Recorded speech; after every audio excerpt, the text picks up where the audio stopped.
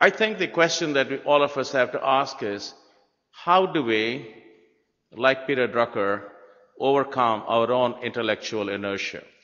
I also think that age never stopped his curiosity and his willingness to experiment with new ideas, and that I think is quite important. So, what I try to do to start with is to just look at the sheer volume of what he did.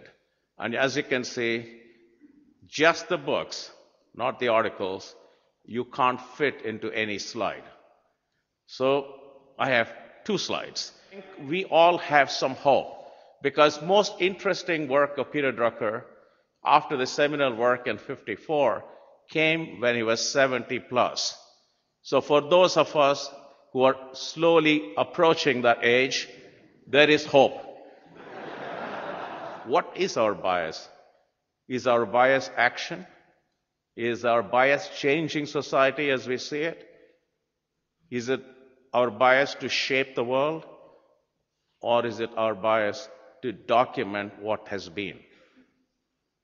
That, I think, is a fundamental challenge. What are the tasks of leaders? And command and control to volunteerism as an approach. How do you influence people who are volunteers, knowledge workers, not people who will be pushed around because you have power? And I think he had a lot of suspicion about charismatic leaders, whether it's Mao or Hitler or Stalin. So they called them misleaders. Charisma is good, but it can also be misused. And I love this quote. Truman didn't have an ounce of charisma. Truman was as bland as a dead mackerel. This was about President Truman. Then he goes on to say what an extraordinary president he was. And his reasoning is he had integrity. If he said yes, people knew it was yes. If he said no, people said it was no. And people worshipped him. So in other words, you could be an extraordinary leader without charisma. He was a master in synthesis, not necessarily analysis. Analysis is easy for most of us because that's how we are trained.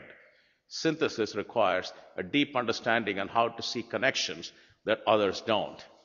And look beyond the corporate world for ideas. Can entrepreneurship be democratized? I think Peter's question was more profound. It is not whether it can be taught. Can everybody be an entrepreneur? Can our entire society behave as an entrepreneurial society? Can it become the norm that we create, we innovate continuously rather than an exception?